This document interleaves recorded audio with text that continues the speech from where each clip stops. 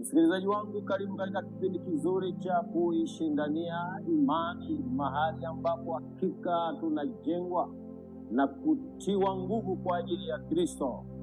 Na mimi ni mchungaji wako Mwalimu Mondi Eneliko, ambaye natoka katika kanisa la Charity of Hope Community. Nataka tuanze kwa pamoja kwa ajili ya maombi. Baba, ulibariki neno hili na usimame nasi katika majira haya ambapo tunaenda kulinena kwa ajili ya watu wanaotusikiliza. Libarikiwe sana na uinuliwe sasa. Kaa nasi kwenye kipindi hiki katika jina la Yesu Kristo Bwana wetu, amen.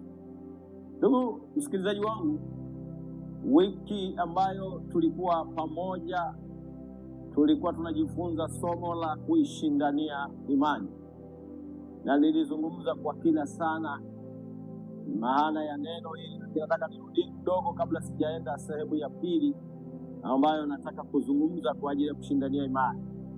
Na ukumbuke somo letu lilitoka Yuda sura ya 1 mstari wa 3, na unasema, wapenzi, nilipokuwa nikifanya bidii sana kuwaandikia habari ya wokovu ambao ni wetu sote, naliona imenilazimu kuandikia ili niwaonye kwamba waishindania imani waliokabidhiwa watakatifu mara moja. Na nilizungumza jambo hili kwa weledi sana, nikasema maneno yafuatayo, kwamba mwandishi huyu ambaye ni Yuda mwenyewe anayejitaja kwenye Yuda 1:1, nikasema alikuwa na makusudi yafuatayo kwa ajili ya kuandika ujumbe huu.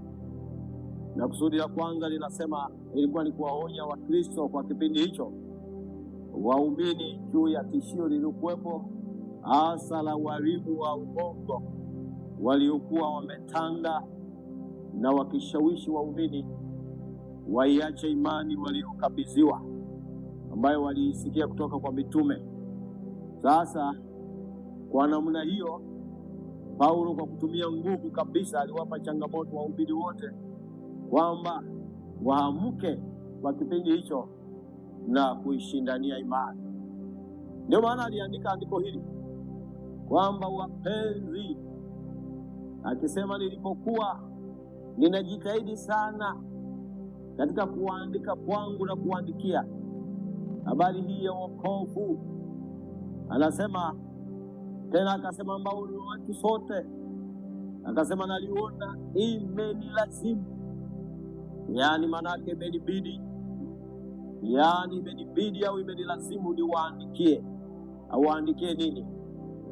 Awaonye kwamba wapaswa waishindanie imani waliokabidhiwa watakatifu mara moja. Na nilizungumza kipindi hicho namna ambavyo hakika sasa Wakristo wanapaswa waishindanie. Lakini leo pia naendelea katika sehemu ya pili bado ya kuishindania imani au kushindana kwa ajili ya imani. Na katika sehemu hii zaidi, ndugu zangu, ya kuitwa kuilinda imani, Wakristo hakika wanapaswa kushindana kwa ajili ya imani. Yuda 1:3 bado inasema, wapenzi, nilipokuwa nikifanya bidii sana kuandikia ninyi habari ya wokovu ambao ni wetu sote, anasema naliona imenilazimu kuwaandikia ili niwaonye kwamba muishindanie imani waliokabidhiwa watakatifu mara moja.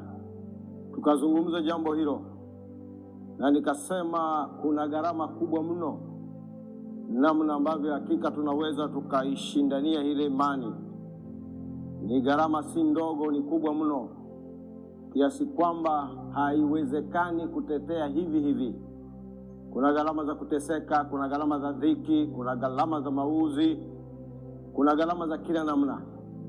Na mwanzoni nimewaambia maneno haya, ngoja niyarudie tena, kwamba kuna watu wa aina 3 katika dunia. Mtu wa kwanza ni kuna wale wasiouelewa kabisa kwamba kuna vitu vinatokea katikati yao. Hawa wajui chochote kwenye dunia hii kinachoendelea. kwamba Yesu alitabiri anarudi, lakini hawajui. Kwa hiyo wapo tu nao wanahitaji kuambiwa kwamba hizi ni nyakati gani na majira gani. Kuna wapili, kuna kundi la wale wanaouliza kipi kimetokea. Kuna wale wanaoshangaa wanapoona nyakati hizi zimeibuka ambazo ni nyakati za hatari zimeshatokea. Wanauliza tu kuna nini kimetokea? Mbona hata wao hawaelewi? Lakini nimesema watatu, kuna wale ambao husababisha mambo kutokea. Hawa nao wanauliza kuna nini kimesababisha mpaka haya yametokea. Yote hivi nilivyovisema ni unabii unatimia. Kristo, popote pale mlipo, wafungu hili Yuda 1:3 linalosema tuishindanie imani, hakikisheni kwamba tunaye mfalme wa wafalme, Yesu peke yake, na huyu ndiye anapaswa kushindaniwa imani kabisa kabisa. Lazima tuwe makini, tuhakikishe kwamba umakini wetu unawafichua wale ambao wanazungumza, wanaiponda kweli na kuiharibu. Tuwe makini kukanusha kile ambacho watu wanapopotosha, tunakikanusha. Tuwe makini kuwakemea wale wote ambao wanaharibu na kuhakikisha kwamba wanajinufaisha wao wenyewe.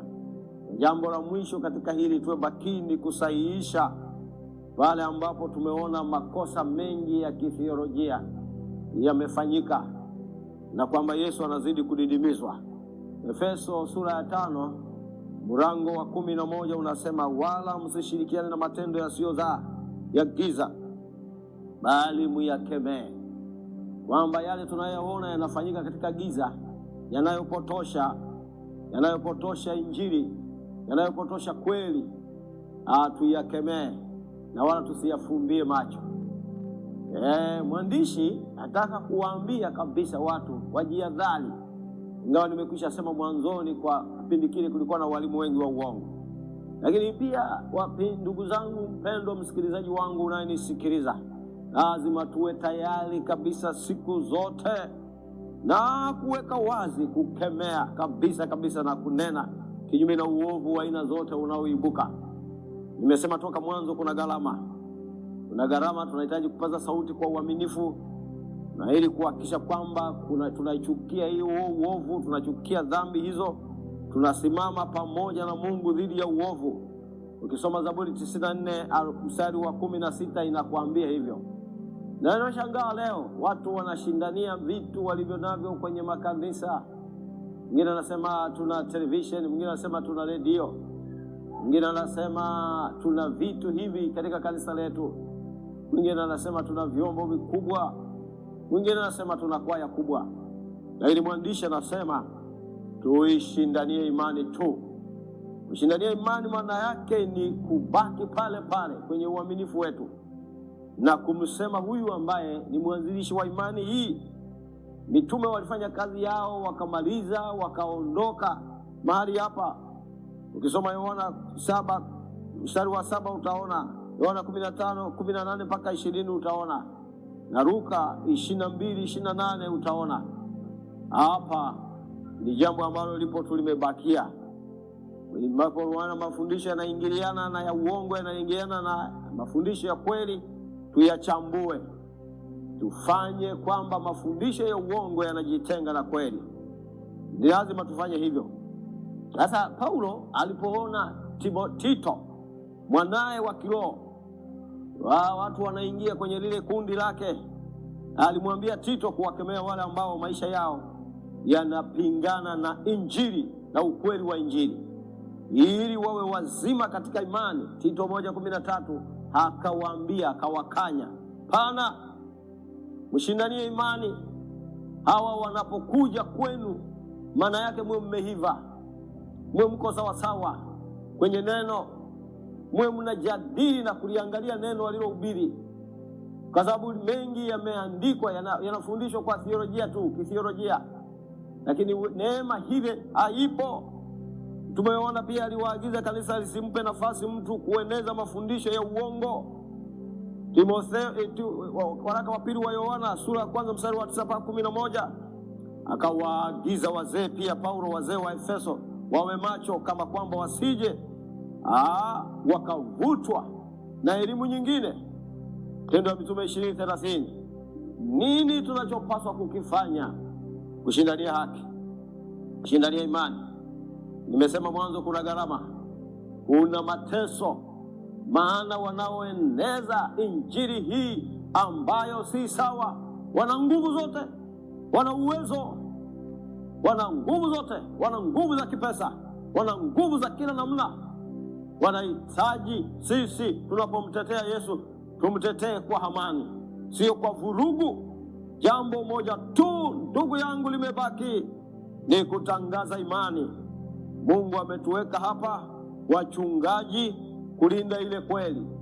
Ukisoma Timotheo wa pili sura ya 1 mpaka 14 utaona hapa kwamba wachungaji wamewekewa neema moja, wahakikishe imani ile haipotei.